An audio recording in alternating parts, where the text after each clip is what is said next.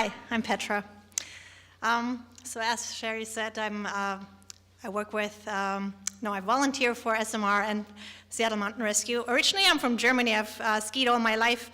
And I'm kind of really happy that I go ski touring here now, because if anyone knows the German word for avalanche beacon, it'd be really hard to teach a course, I think, and keep saying Lawinen verschütteten Suchgerät. So if anyone ever travels in Germany and goes skiing, you better, learn that word.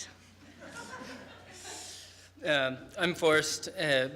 Been with SMR for a while now, and really excited to be here today because what we want to talk with you all about is what happens when you do the really crucial step in an avalanche response that's calling 911.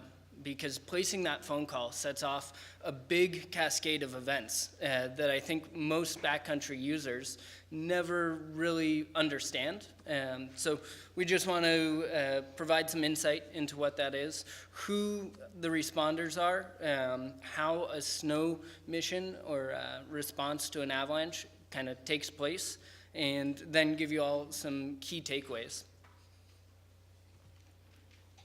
All right, so Seattle Mountain Rescue is actually one of 8 different specialized nonprofits within King County Search and Rescue. So each unit specializes on different things. All are fully volunteer run, and it's over 600 highly trained volunteers. So in winter, probably the most often you'll see Seattle Mountain Rescue, as well as SPART, the ski patrol rescue team, and ESAR, who's the largest unit that's always supporting. But everybody else often is on scene as well. We're available 24/7, 365 days a year, and probably really important also, we're 100% funded by donors. And if something does happen to you, there's actually no charge for search and rescue within King County. So I think that's pretty cool. And if anything ever happens to you, which obviously I hope it doesn't, just call 911 or activate your beacon. Don't call your friend. Don't, try to find someone that knows someone. The search units can only deploy by the request of the sheriff's office. So calling 911 is really the first thing you want to do. So who's actually Seattle Mountain Rescue? So we're about 70 seasoned alpinists. We specialize in technical terrain and high-angle rescues, and we're fully accredited with the Mountain Rescue Association as well as King County Search and Rescue Association. As a matter of fact, Seattle Mountain Rescue was actually the very first mountain rescue unit in all of the United States, and this year is our 70th anniversary. So. Just to give you an idea of numbers, so in 2017 we had about 115 missions, which came up to 2,600 mission hours. And so if you calculate that down to 67 members, we went out a lot. In addition, we always make sure we're highly trained in our rescue skills. So we also had almost 1,500 training hours in 2017. So we thought the best way to kind of set the stage for showing you all what happens after you call 911 was to sort of walk you through a mission that actually took place.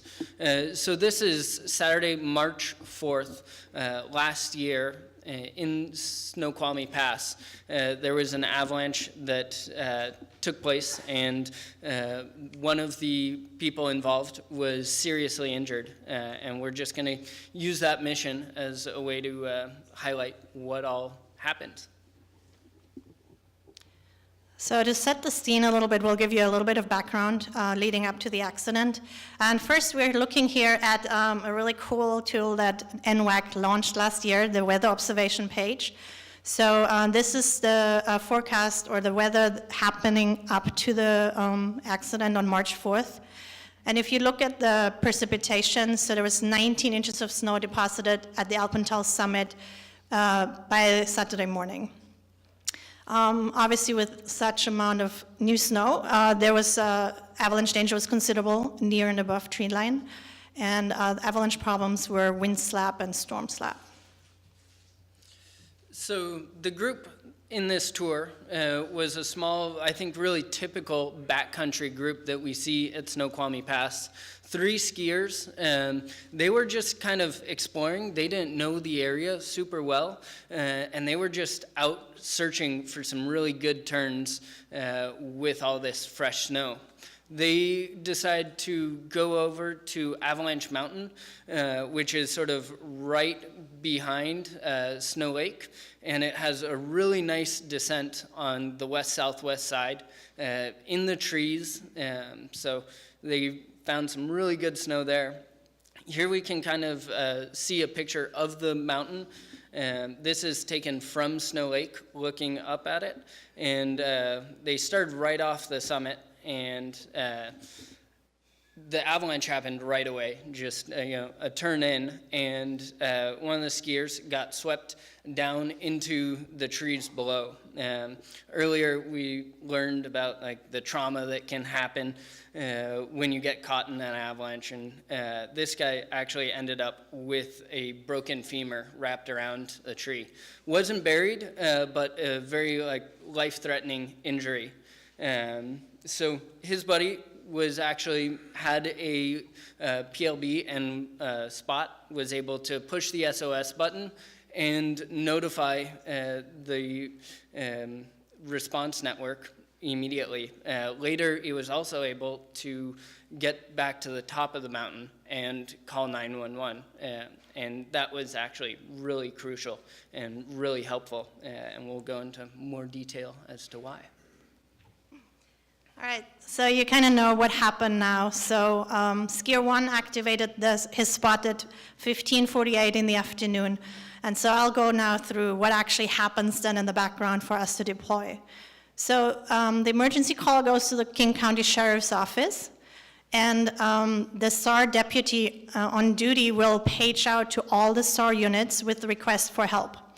So actually all the active members get this page. But what happens really is that each unit has an in-town operations leader that's on call 24/7, and this ITOL, how we call them, calls the SAR deputy to find out more information. So this is where it's really important that that skier got cell phone reception, because when the spot was activated, all we knew was there was something going on Avalanche Mountain, right? So the skier calls 911 and says, hey, my friend's not buried, but he has a fractured femur. So now we know, okay, this is urgent. We know, it's definitely a carry out. We need a litter. We need, certain medical equipment.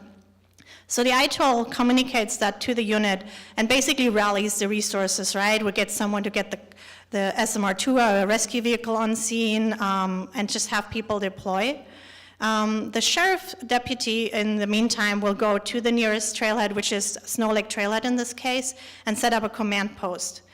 And the ITOL will also organize a base operations leader that basically joins the deputy at the command post and organizes the field resources. So all the people that got the page that can go, they start going, and it was really fast in this case. There was actually some SMR teams in the area that had toured and practiced that day. So they are at the command post at 5:04 and starting to deploy into the field. And if you see what rescue gear the first 2 teams took in, if we wouldn't have had the cell phone call, they would have not taken all that in. They would have just sent a hasty team to check out what's going on. So in this case, they even took a traction device for the fractured femur, which really relieves pain. So we all show up at the base, Alpental parking lot in this case, and we start getting information. And one of the really great pieces of information that we've started to gather is we work side by side with NWAC. And when we have an avalanche mission, they come in and they actually give us up-to-date, really detailed analysis on current conditions, and in a lot of times they'll actually send forecasters into the field with us and observers into the field with us, because we're going into an area where there are active avalanche issues, and our safety is our priority. So that happened at 5:30. By 6:10, we had our first team up at the saddle between Source Lake and Snow Lake, and they skied down to Snow Lake. And we're always being really cautious. So first party goes down, makes observations along the way, gets to the bottom, radios up to everybody else, provides them with their observations, some route beta if that's needed, and then kind of proceed with the search from there. So then actually getting up towards where this subject was, by 7:24, we were getting close and kind of in the area, but not right where we needed to be. And luckily, we got some additional info. We got coordinates radioed to us, and just a few minutes later, we were able to locate the subject and start administering some first aid. We had EMTs on scene and a whole bunch of medical gear with us. What was really great about this mission is that we also had helicopter support. So about 20 minutes later, a Navy helicopter from Whidbey Island got on scene, and we started making a platform for the helicopter and trying to figure out how we were going to manage that.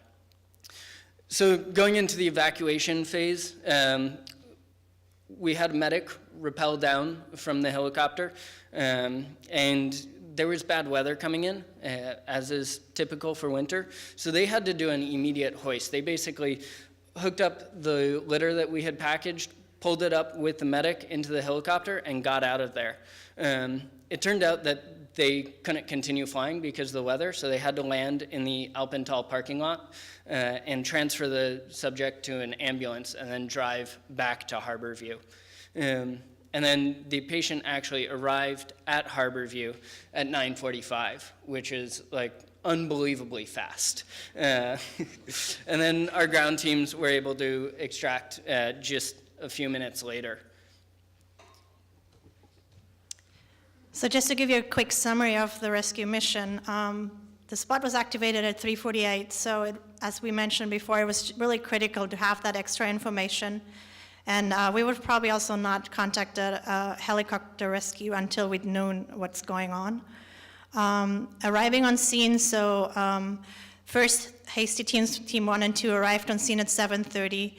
But while they were prepping for the helicopter to come in, which we knew was on its way, there was team members were keep going into the field because we didn't know if the helicopter really would be able to extract. So at the end, there was 46 total rescue members deploying. And it was, I looked, it was a split. There was like a bunch of SPART people, ESAR and SMR was all on the way and standing by basically to see if we had to carry out. So yeah, the evacuation happened shortly after 8 o'clock. And as I said, if we would have had carried out, we had a lot of people in the field, but it would probably taken most of the night.